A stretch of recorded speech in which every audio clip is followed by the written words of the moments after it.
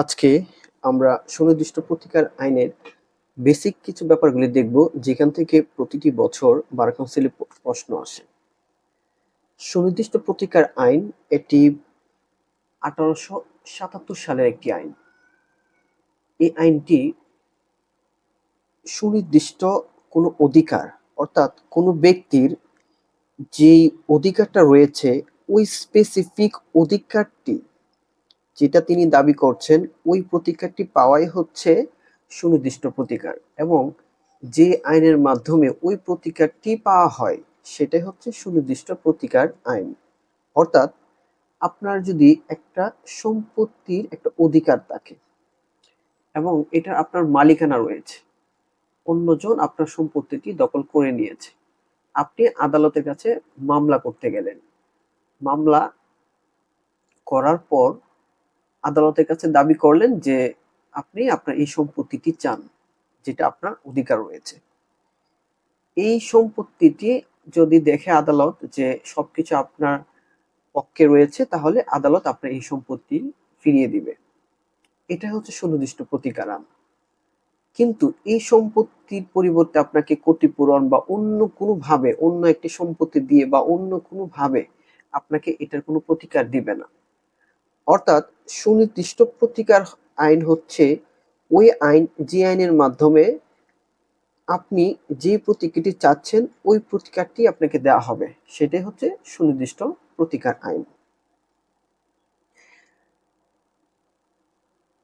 সুনির্দিষ্ট প্রতিকার আইনে ক্ষতিগ্রস্ত পক্ষ অর্থ আইনের বিধান অনুযায়ী সুনির্দিষ্ট প্রতিকার পাওয়ার অধিকারী। অর্থাৎ সুনির্দিষ্ট প্রতিকার আইনের প্রেক্ষিতে দেওয়ানি আদালত যে সুবিবেচনামূলক আদেশ প্রদান করেন তাই সুনির্দিষ্ট প্রতিকার। আমরা এখানে একটা উদাহরণ দেখি। করিম রহিমকে অন্যায়ভাবে জোরপূর্বক তার বাড়ি দখল করে।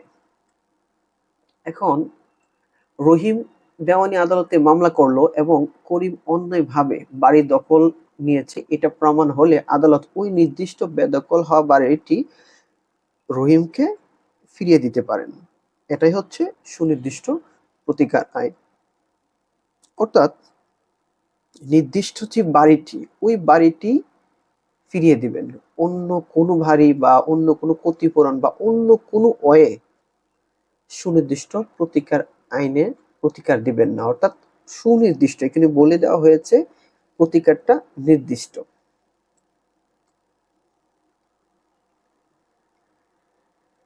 সুনির্দিষ্ট প্রতিকার আইনের এই ধারাটা থেকে, অর্থাৎ এই টপিকটা থেকে অনেক প্রশ্ন আসে। সেটা হচ্ছে এমসিকিউ প্রশ্ন হওয়ার সময় সবচেয়ে বেশি যে দণ্ডমূলক আইনের কোনো সুবিধা সুনির্দিষ্ট প্রতিকার আইনে পাওয়া যাবে না। অর্থাৎ ক্রিমিনাল যে অফেন্স থাকে, অর্থাৎ আমরা যদি বলি যে সিআরপিসি রিলেটেড, অর্থাৎ ক্রিমিনাল যে অফেন্স গুলি থাকে সেইখান থেকে যে শাস্তিমূলক কোনো ব্যাপার সেটা সুনির্দিষ্ট প্রতিকার আইনে পাওয়া যাবে না। অর্থাৎ সুনির্দিষ্ট প্রতিকার আইনের মাধ্যমে কোনো শাস্তি দেওয়া যাবে না। এটা ধারা ৭ বলা রয়েছে। এই সুনির্দিষ্ট প্রতিকার আইনে ধারা ৭ বলা রয়েছে। আমরা যখন ওই ধারাটি পড়বো তখন ওইখানে আমরা দেখব।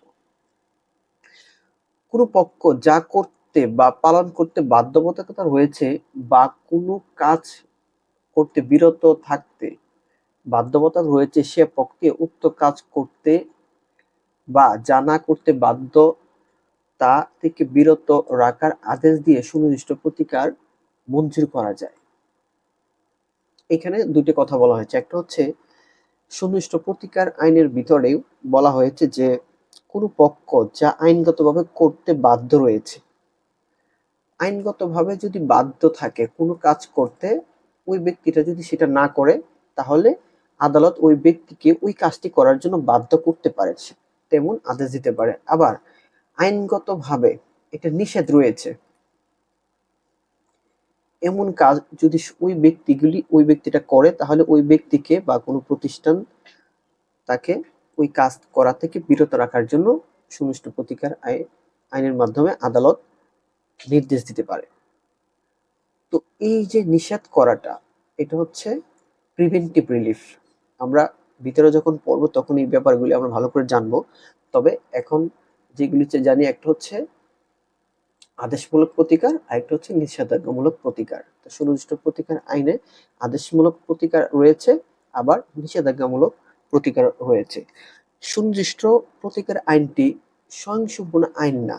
এখানে একটা ইম্পর্টেন্ট প্রশ্ন যে এমসিকিউতে আসতে পারে, বার কাউন্সিলে এমসিকিউতে এই প্রশ্ন আসতে পারে যে সুনির্দিষ্ট প্রতিকার আইনটি কি কি স্বয়ংসম্পূর্ণ, স্বয়ংসম্পূর্ণ না, বা কোনোটি নয়, বা অন্য কোনো একটা অপশন দিয়ে রাখতে পারে। তো এখানে যেটা হবে সুনির্দিষ্ট প্রতিকার আইন স্বয়ংসম্পূর্ণ আইন না।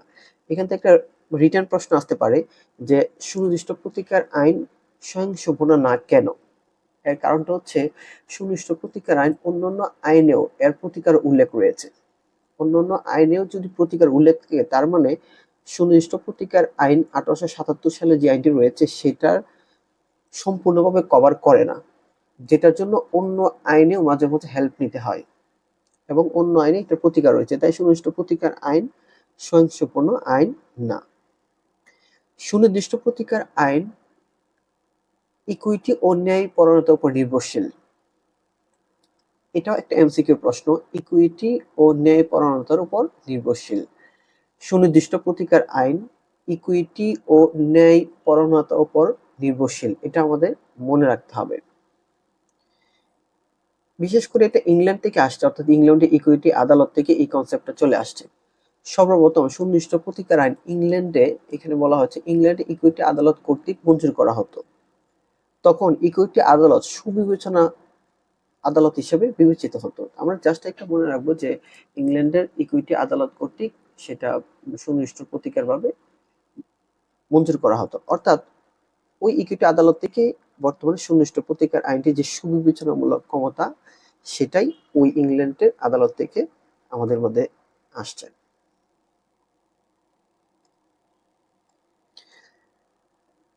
একটা মামলায় সুন্দর একটি সিদ্ধান্ত রয়েছে, এটা পরীক্ষার আসার একটা সম্ভাবনা রয়েছে যে সুনির্দিষ্ট প্রতিকার আইনে কোনো বিষয় বলা না থাকলে, সুনির্দিষ্ট প্রতিকার আইনে কোনো বিষয় ডিরেক্টলি যদি বলা না থাকে তাহলে ইংলিশ আইনের রেফারেন্স অনুসরণ করা যায়। এটা এমসিকিউর একটা প্রশ্ন। বার কাউন্সিলের যদি প্রশ্ন একটু হার্ড করা ট্রাই করে ব্যতিক্রম প্রশ্ন করে তাহলে হচ্ছে এই প্রশ্ন আসার একটা সম্ভাবনা রয়েছে যে সুনির্দিষ্ট প্রতিকার আইনে কোনো কিছু বলা না থাকলে সেটা কিভাবে অনুসরণ করা যেতে পারে বা সেটার সমাধান কি হবে, সেটা সমাধান হবে ইংলিশ আইনের রেফারেন্স হিসাবে।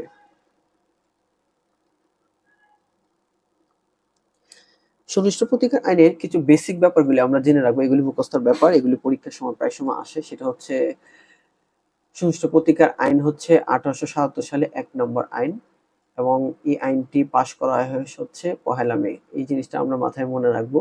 মে মাসের 1 তারিখ এই আইনটি আমাদের কার্যকর করা হয় 1877 সালে। সুনির্দিষ্ট প্রতিকার আইনটি 3টি খণ্ডে বিভক্ত, 10টি অধ্যায় রয়েছে এবং 57টি ধারা রয়েছে। এটি জাস্ট জানার জন্য। এই আইনটি খসড়া প্রণয়ন করেন ডক্টর হোয়াইট স্টোকস। ওনার নামটা সুনির্দিষ্ট প্রতিকার একটু কম আসে, বিশেষ করে হচ্ছে যদি দেওয়ানি বা দেওয়ানি আইনটা আমরা যখন পড়বো তখন দেখা গেছে যে কোড অফ সিভিল প্রসিজারটা যখন পড়বো তখন এই ব্যাপারটা আমরা আরো ভালো করে পড়বো। The new York civil code 1862 এর আলোকে এই আইনটি খসড়া করা হয়। যদি সুনির্দিষ্ট প্রতিকার আইনের অর্থাৎ ধারা বা সেকশন বা এটার বাহির থেকে যদি প্রশ্ন আসে তাহলে এখান থেকে প্রশ্ন আসতে পারে যে সুনির্দিষ্ট প্রতিকার আইনটি কিসের আলোকে তৈরি করা, সেটা হচ্ছে the new York civil code 1862 এর আলোকে এই আইনটি খসড়া করা হয়। এটা অনেক ইম্পর্টেন্ট, অর্থাৎ 1862 সালে যে the new York civil code ছিল, সিভিল কোড অ্যাক্ট হবে, তো এইটা আইনটার খসড়া প্রণয়ন করা। বিশেষ সংশোধন করা হয় 2004 সালে এবং যা কার্যকর, সর্বশেষ যে সংশোধনটা করা হয় সেটা হচ্ছে 2004 সালে এবং যা কার্যকর করা হয়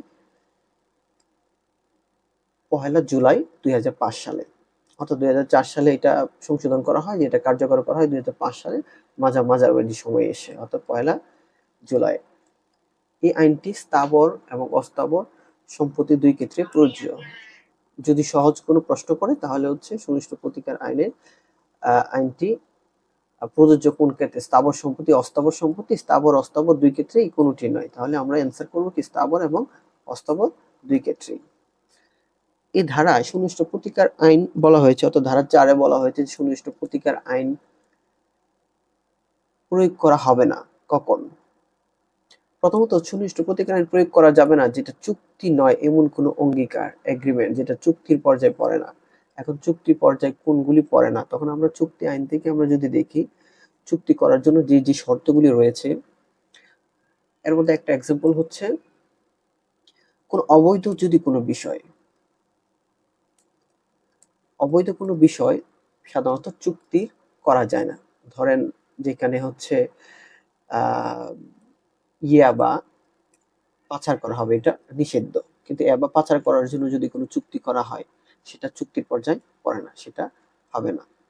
এবং কোনো মাইনর বা যিনি হচ্ছে প্রাপ্তবয়স্ক না তিনি চুক্তি করতে পারেন না। তো এই কিছু ব্যাপার রয়েছে যেগুলো চুক্তির অঙ্গীকারের ভিতরে পড়ে না, এগ্রিমেন্টের ভিতরে পড়ে না, সেই ক্ষেত্রে সুনির্দিষ্ট প্রতিকার আইনটি প্রয়োগ করা যাবে না। সুনির্দিষ্ট কার্য সম্পাদন ছাড়া অন্য কোনোভাবে প্রতিকার হতে বঞ্চিত করা হলে। এরপরে রেজিস্ট্রেশন আইনের 1908 এর উপর সুনির্দিষ্ট প্রতিকার আইন কার্যকর নয়। ধারা 7 অনুযায়ী দণ্ডমূলক, একটু আগে আমরা যেটা পড়লাম যে দণ্ডমূলক আইনের অর্থাৎ শাস্তির ব্যাপারে সুনির্দিষ্ট প্রতিকার আইন কার্যকর নয়, অর্থাৎ সুনির্দিষ্ট প্রতিকার আইনের মাধ্যমে কোনো ধরনের শাস্তি দেওয়া যাবে না।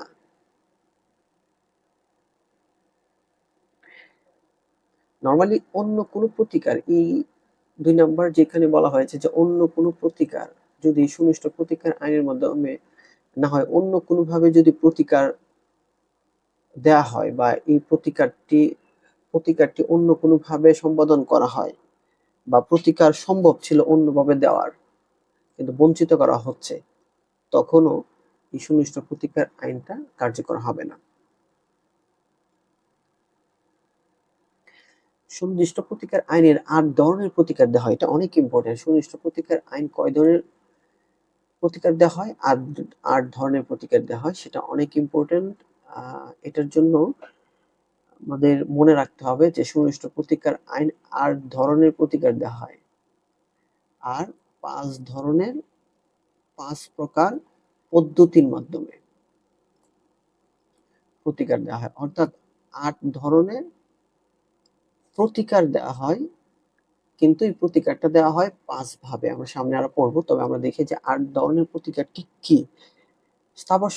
স্থাবর অস্থাবর সম্পত্তি দখল পুনরুদ্ধার 1, অর্থাৎ এই ধারা হচ্ছে 8 থেকে 11 পর্যন্ত বলছে যে স্থাবর ও অস্থাবর সম্পত্তি দখল করে, মানে দখল পুনরুদ্ধার করা, অর্থাৎ দখল করে যার সম্পত্তি তাকে ফিরিয়ে দেওয়া।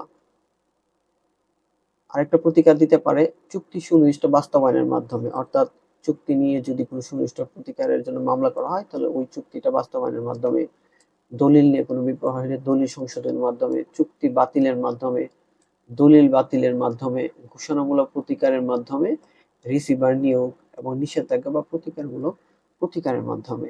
এই সবকটাই কি বলা হয়েছে যে 8 থেকে 11, 12 থেকে 30, ধারা 31 থেকে 34, 35 থেকে 38, মোটামুটি সবকটা ধারাই চলে আসছে এটার ভিতরে। অর্থাৎ সুনির্দিষ্ট প্রতিকার আইনে 8 ধরনের প্রতিকার দেওয়া হয়।